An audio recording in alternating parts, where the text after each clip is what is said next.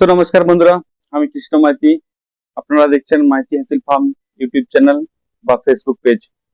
তো আজকের ভিডিওটা সম্পূর্ণ হচ্ছে এই বর্ষাকাল নিয়ে, ঠিক আছে? তো অনেক ভাইরা কি করছে আমাকে মানে ফোন করে হোয়াটসঅ্যাপ করে, মানে কি বলবো, জাস্ট একটাই কোশ্চেন: কারো সবুজ পায়খানা, কারো পাতলা পায়খানা, কারো হলুদ পায়খানা, কারো সাদা পায়খানা, কারো চুন পায়খানা, মানে বহু রকম। শুধু একটাই কোশ্চেন: দাদা সবুজ পায়খানা, পাতলা পায়খানা হ্যান ত্যান। তো সবুজ পায়খানা পাতলা পায়খানা হচ্ছে কেন সেটা আগে বুঝতে হবে, এবং মানে হলে ওষুধ দিব তার থেকে ভালো আগে নিজে ওষুধ কি মানে কি বলবো, কি ওষুধ ব্যবহার করার আগে যে কি জন্য হচ্ছে সেটাকে আগে যদি ঠিক করা যায় তাহলে আর ওষুধ ব্যবহার করতে হয় না।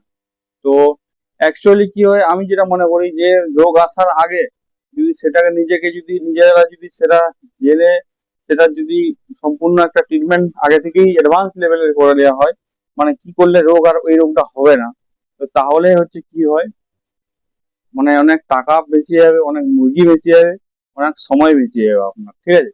তো আজকের ভিডিওটা হচ্ছে সেটা নিয়েই হবে যে মুরগির পায়খানা জনিত সমস্যায় বর্ষাকালে কি জন্য হয় এবং কি করতে হবে আপনার, তাহলে আর এই সমস্ত সমস্যার সমাধান মানে সমস্যা আর হবে না। সমস্ত সমস্যার সমাধান আজকে এই ভিডিওতে দেখতে পাবেন, পায়খানা জনিত সমস্যা যেটা হচ্ছে বর্ষাকালের ক্ষেত্রে, ঠিক আছে? তো ভিডিওটা পুরো সম্পূর্ণ দেখবেন। আর ভিডিও যদি ভালো লেগে থাকে অবশ্যই লাইক, কমেন্ট, শেয়ার, সাবস্ক্রাইব করে দিয়ে যাবেন। যদি ফেসবুক থেকে দেখেন তো অবশ্যই ফলো বাটনটা দাবাবেন। আর ভিডিওর শেষে আপনার মতামতটা অবশ্যই ভিডিওতে কিন্তু জানাবেন। আপনার মতামতের উপর অনেকটাই আমাদের মানে আমাদেরকে আবার কি বলবো উৎসাহিত করে এরকম ভিডিও করার জন্য, ঠিক আছে? তো আপনার মতামত অবশ্যই, আপনার কমেন্ট আমাদেরকে আবার উৎসাহিত করবে এরকম ভিডিও করার জন্য। অবশ্যই কিন্তু কমেন্টটা করে দিয়ে যাবেন। তো ভিডিও না বেশি না কথা বলে ভিডিও ফার্স্ট স্টেজে বলি যে পায়খানা, সে যে ধরনের পায়খানা হতে পারে, কেন হচ্ছে বর্ষাকালে। অন্য সময় তো এরকম পরিমাণে পায়খানা দেখতে পাওয়া যায় না।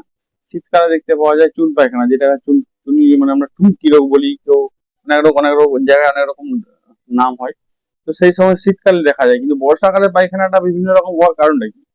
বর্ষাকালে পায়খানা বিভিন্ন রকম হওয়ার কারণ হচ্ছে মুরগি এই সময় ভুলভাল জিনিস খায় বর্ষার জন্য, ঠিক আছে? যে আমি আগের ভিডিওতেও বলেছিলাম যে মুরগির শরীরে মানে টক্সিন, মুরগি যখন খাই গুড়িয়ে কোনো মুরগি ধরুন একটা কোনো বিষাক্ত পদার্থ খেলো, ঠিক আছে? টক্সিন কিছু একটা পদার্থ, বিষাক্ত পদার্থ খেলো, সেটা তার শরীরে এলো, সেটা হজম হয় না, মানে মানে শরীরের ভিতরে ঢুকলো, কিন্তু শরীর তাকে হজম করার অনুমতি দেয় না, যে এটা খারাপ জিনিস হজম করতে দিব না।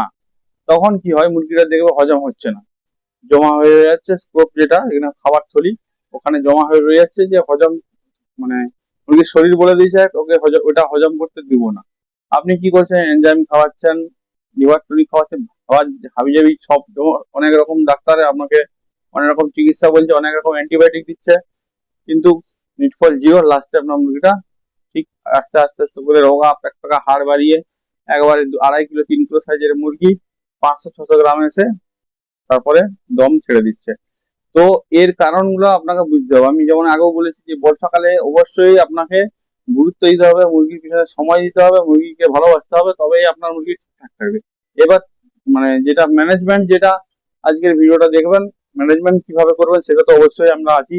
আর আমাদের এই চ্যানেলে থাকা মানে আবার আপনার মুরগি অবশ্যই মানে সুস্থ থাকবে, এবং আপনি প্রফিট যদি 10 টাকা করতেন তারপরে 15 টাকা করবেন, 20 টাকা করবেন, এটা গ্যারেন্টি দিচ্ছি, ঠিক আছে?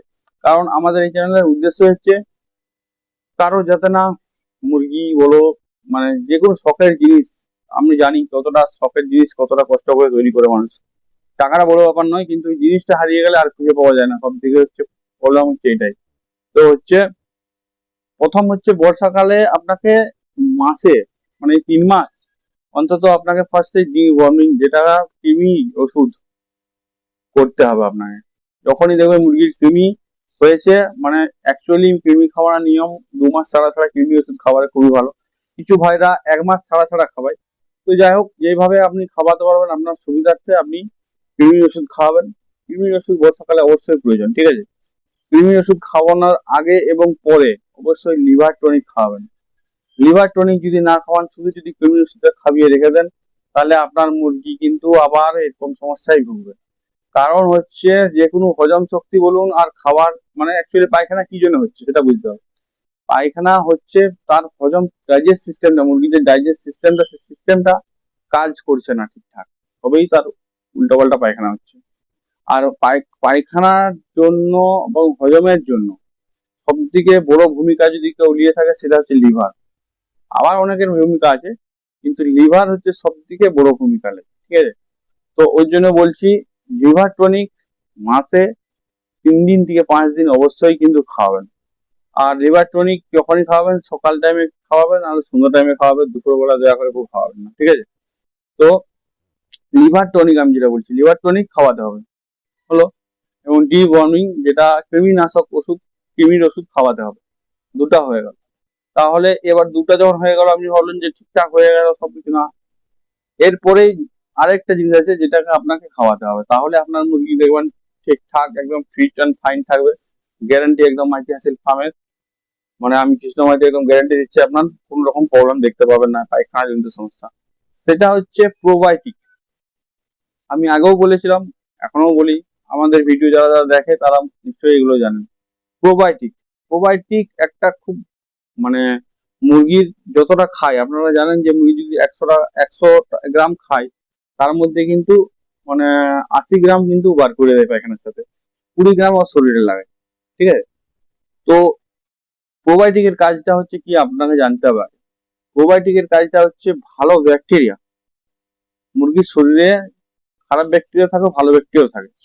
তো প্রোবায়োটিক হচ্ছে ভালো ব্যাকটেরিয়া, সেগুলো মুরগির শরীরে ঢুকিয়ে দেয়, ঠিক আছে? জল, মানে ওর মধ্যে ভালো ব্যাকটেরিয়া মুরগির শরীরে ঢুকে এবং খারাপ ব্যাকটেরিয়াটাকে দমন করে ভালো ব্যাকটেরিয়ার বংশ বিস্তার করে মুরগির শরীরে। এর ফলে কি হয়, আপনার হজম শক্তি ফটাফট হবে, আপনার মুরগির রোগ জ্বালা কম হবে, আপনার মুরগি খাবার খাবে বেশি, আপনার মুরগি সতেজ থাকবে, এবং অনেক রকম দিক থেকে আপনার মুরগি একদম ঝাকাস থাকবে, ঠিক আছে। তো প্রথম হচ্ছে লিভার টনিক। আমি যদি বলি লিভার টনিকের মধ্যে আমি ইউজ করি ব্রোটন, ঠিক আছে। লিভ 50 ইউজ করতাম, কিন্তু অনেকে বলে লিভ 50 ভালো রেজাল্ট, কিন্তু আমি মনে করি 1 নম্বর ব্রোটন ভাই ঠিকঠাক রেজাল্ট দেয়। এবং ব্রোটনের মধ্যে অনেক কিছু আছে যেটা লিভ 50-র মধ্যে নেই, যেমন ভিটামিন থেকে আরো অনেক কিছু আছে। লিভ 50-র মধ্যে আমি খাপিয়ে সেইভাবে রেজাল্ট পাইনি। তো আমার মতামত, আমার দিক দিয়ে যদি বললাম, আমি ব্রোটন, ঠিক আছে। ব্রোটনের পরে কৃমিনাশক আমি ইউজ করি, ম্যাক্সিমাম টাইম ইউজ করি অ্যালবোমার, আর নালে পাইপারজিন, ঠিক আছে। আবার কৃমির কিন্তু ওষুধ ঘুরিয়ে ঘুরিয়ে যেমন খাওয়াতে বলেছিলাম, যে একটা কৃমি ওষুধ একই রকম চালাবেন না, ঘুরিয়ে ফিরিয়ে। এই দুটো ওষুধে মোটামুটি 3 মাস চলে যাবে, তারপরে আলাদা ব্যাপার। তারপর হচ্ছে প্রোবায়োটিক। প্রোবায়োটিকের মধ্যে আমি একটু একটা ছোট কথা বলি। প্রোবায়োটিক আপনি 100 টাকা গ্রাম পাবেন, 100 গ্রামের দাম 100 টাকা পাবেন, 100 গ্রামের দাম 200 টাকা পাবেন, এরকম পাবেন অনেক রকম, ঠিক আছে। কিন্তু আমি যদি বলি যে ব্রয়লারের প্রোবায়োটিক কয়েকটা পাওয়া যায়, সেগুলো একটু 200 টাকার মধ্যে পাওয়া যায়, মোটামুটি ভালো। কিন্তু আমি যে প্রোবায়োটিকটা ইউজ করি সেটা হচ্ছে আপনার প্রোবায়োটিক প্রিবায়োটিক দুটাই আছে, ঠিক আছে। এবং এটা হচ্ছে দেশি মুরগি বা ফ্যান্সি ব্রিডের জন্য সব থেকে বেটার, কিন্তু এর দাম একটু তুলনামূলকভাবে বেশি। যেমন 300 টাকা, 350 টাকার মধ্যে পেয়ে যাবেন আপনি, যার এলাকায় যেমন ডিসকাউন্ট দিয়ে বাজারে যেভাবে মুরগি টুরগি বানিয়ে আপনাকে মোটামুটি 300-350 টাকার মধ্যে পেয়ে যাবেন। তো এই হচ্ছে প্রোবায়োটিকের হচ্ছে গল্প। তো এই 3টা জিনিস আপনি ব্যবহার করুন, আপনার মুরগির রোগ জ্বালা পায়খানা হবে না 100%, ঠিক আছে। হবার আগে নিজে শুধরে যান এবং নিজের মুরগিগুলোকে শুধরে নিন, ঠিক আছে। হয়ে গেলে ভাই ওষুধে খাবি খাবি খাবি খাবি খাবি, মাথা নষ্ট। আর ভালো জিনিস একটা চলে গেলে ভালো জিনিস বানাতে বহু কষ্ট। তো তাই আজকের ভিডিওটা এটা নিয়ে ছিল। আশা করলাম আহ কিছুটা হলেও হেল্প করতে পেরেছি। তো আমরা অ্যাকচুয়ালি প্র্যাকটিক্যাল ডেটা নলেজ খুব বইয়ে পড়ে না, প্র্যাকটিক্যাল নলেজ, সেটাই আপনাকে বলছি।